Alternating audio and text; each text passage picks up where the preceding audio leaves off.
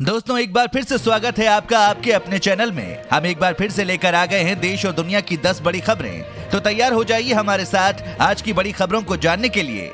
इसी के साथ आज की बड़ी खबरों में आप देखेंगे त्योहारी सीजन के लिए योगी सरकार की नई गाइडलाइन, कंटेनमेंट जोन में नहीं होंगे कोई आयोजन। आगे जानेंगे इस पूरी खबर को।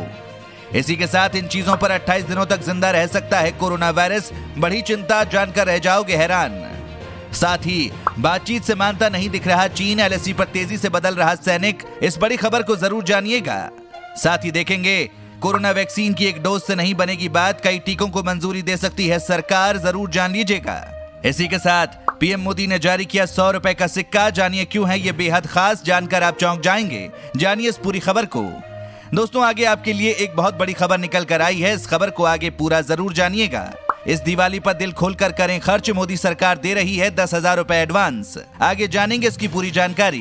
दोस्तों ये सभी खबरें जानना बेहद जरूरी हैं। खबरों को विस्तार से जानने के लिए बने रहिए हमारे साथ। दोस्तों बात करें देश भर में कोरोना मरीजों की, तो भारत में पिछले 24 घंटे में दर्ज हुए 66,732 नए कोविड-19 केस, कोरोना वायरस से 816 की मौत।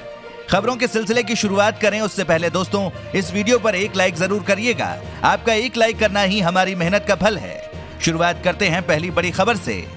त्योहारी सीजन के लिए योगी सरकार की नई गाइडलाइन, कंटेनमेंट जोन में नहीं होंगे कोई आयोजन। उत्तर प्रदेश सरकार ने कोरोना काल में त्योहारी सीजन के लिए नई गाइडलाइन जारी की है। इसके अनुसार प्रदेश में कोविड-19 के लगातार बढ़ते मामलों को देखते हुए कंटेनमेंट जोन में किसी भी तरह का आयोजन की इजाजत नहीं होगी। साथ ही कंटेनमेंट जोन में त्योहारों से जुड़े किसी भी तरह की गतिविधि की अनुमति नहीं होगी। गाइडलाइन के मुताबिक कार्यक्रम के आयोजकों द्वारा अपने स्टाफ के लिए जरूरत के मुताबिक सुरक्षा के संसाधन जैसे मास्क, हैंड सैनिटाइजर, साबुन आदि की उचित व्यवस्था करनी होगी। इसके अलावा थर्मल स्क्रीनिंग, सोशल डिस्टेंसिंग और फेस मास्क सुनिश्चित करने के लिए वॉलंटियर्स की तैनाती करनी होगी। साथ ही आयोजकों को कॉन्टैक्टलेस पेमेंट की भी व्यवस्था करनी होगी। उन्हें क्या करें और क्या ना करें के निर्देश भी जगह जगह लगाने होंगे। साथ ही अगली खबर में पीएम मोदी ने जारी किया 100 रुपए का सिक्का, जानिए क्यों है ये बेहद खास। प्रधानमंत्री नरेंद्र मोदी ने आज एक वर्चुअल कार्यक्रम के जरिए 100 रुपए का स्मृति सिक्का जारी किया है। पीएम मोदी द्वारा ये सिक्का विजया राजे सिंधिया के सम्मान में जारी किया गया है। विजया राजे सिंधिया को ग्वालियर के राजमाता के रूप में जाना जाता है। 100 रुपए का ये सिक्का विजया राजे सिंधिया के जन्म शताब्दी के मौके पर जारी किया गया है। 100 रुपए के इस स्मृति सिक्के को वित्त मंत्रालय द्वारा तैयार किया गया है। पीएम की ओर से सिक्के के जारी किए जाने के अवसर पर परिवार के सदस्यों के साथ साथ देश के अन्य भागों से लोगों ने हिस्सा लिया। साथ ही अगली बड़ी खबर में कोरोना वैक्सीन की एक डोज से नहीं बनेगी बात, कई टीकों को मंजूरी दे सकती है सरकार। कोविड-19 वैक्सीन की सिंगल डोज से काम नहीं चलेगा। कम से कम भारत में जो वैक्सीन ट्रायल से गुजर रही हैं, उनकी 2 या उससे ज्यादा डोज की जरूरत पड़ेगी। केंद्रीय स्वास्थ्य मंत्री हर्षवर्धन ने रविवार को ये जानकारी दी। पब्लिक हेल्थ एक्सपर्ट्स ने भी कहा है कि सिंगल डोज के मुकाबले वैक्सीन की 2 या ज्यादा डोज देने से बेहतर एंटीबॉडीज रिस्पॉन्स मिलता है। हर्षवर्धन ने यह भी बताया कि सरकार अलग अलग तरह की वैक्सीन की उपलब्धता पर विचार कर रही है। उन्होंने कहा कि एज ग्रुप के हिसाब से अलग अलग वैक्सीन को मंजूरी दी जा सकती है, क्योंकि एक वैक्सीन शायद एक खास आयु वर्ग पर असरदार हो, दूसरे पर नहीं। इसी के साथ अगली खबर में इन चीजों पर 28 दिनों तक जिंदा रह सकता है कोरोना वायरस, बड़ी चिंता, जानकर रह जाओगे हैरान। दोस्तों आपको बता दें कोविड-19 महामारी के लिए जिम्मेदार नया corona virus bank note, smart screen के शीशों और स्टेनलेस स्टील जैसी सामान्य सतहों पर 28 दिनों तक जीवित रह सकता है। वायरोलॉजी जर्नल में प्रकाशित अध्ययन के नतीजे दिखाते हैं कि सार्स CoV-2 लंबे समय तक सतहों पर संक्रामक बना रह सकता है और ऐसे में एक बार फिर से स्वच्छ आदतों जैसे नियमित रूप से हाथ धुलना और सतहों को साफ करने की आवश्यकता का महत्व रेखांकित हुआ है। साथ ही अगली खबर में मनरेगा के लक्ष्य को बढ़ाने की योजना बना रही केंद्र सरकार, ग्रामीणों को रोजगार देने के प्रयास। भारत के चालू वित्त वर्ष की हालात सबसे ज्यादा मंदी के दौर में है। इसी के चलते केंद्र ने अपने प्रमुख ग्रामीण रोजगार कार्यक्रम महात्मा गांधी राष्ट्रीय ग्रामीण रोजगार गारंटी योजना के तहत किया है, जिसमें हर 5 भारतीयों में से 1 का नामांकन किया गया है। इसका लक्ष्य है 320 करोड़ दिनों का काम प्रदान करना।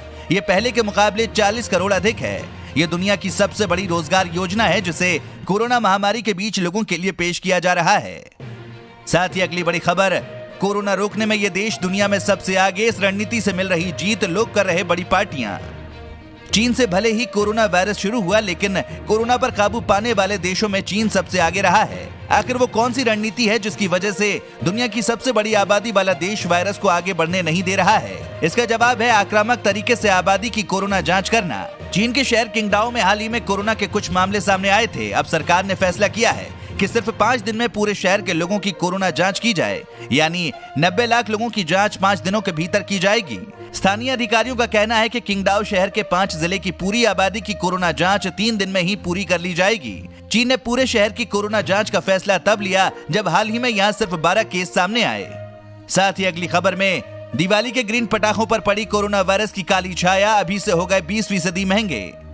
कहने को तो दिवाली में अभी करीब महीना भर है, लेकिन लगता नहीं है कि इतने दिनों में भी ग्रीन पटाखों की भरपाई हो सकेगी। पिछले साल ग्रीन पटाखे बेचने वाले दुकानदार हाथ पर हाथ धरे बैठे हैं। थोक बाजार में बैठे अमित जैन की माने तो इस साल सिर्फ 20% ही ग्रीन पटाखों का उत्पादन हुआ है। उस पर भी जब अभी लेने वाले ग्राहक नहीं है तो ग्रीन पटाखा 15 से 20% तक महंगा हो चुका है। जब ग्राहक बाजार में निकलेगा तो ये और महंगा होगा। साथ ही अगली खबर में सिर्फ 10,000 रुपए में शुरू कर सकते हैं ये बिजनेस, हर महीने 50,000 रुपए तक होगी कमाई।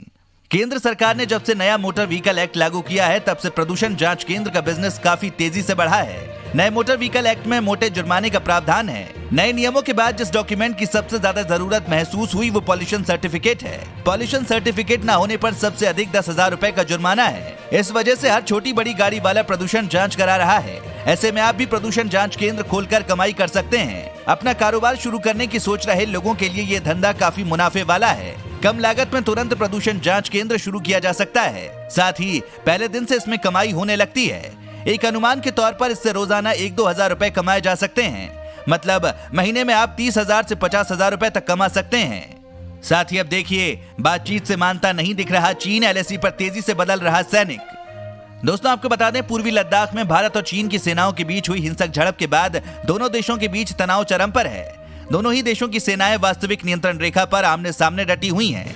एक ओर जहां चुशूल में भारत और चीन के बीच आज 7वें दौर की सैन्य कूटनीतिक वार्ता चल रही है, वहीं खबर मिली है कि पेंगोंग सो के उत्तरी तट पर चीन की पीपुल्स लिबरेशन आर्मी ने सैनिकों की गतिविधियां बढ़ा दी हैं। चीन की इस हरकत को देखने के बाद ऐसा अनुमान लगाया जा रहा है कि चीन के अभी पीछे हटने या फिर सीमा पर गतिरोध कम करने की कोई योजना नहीं है।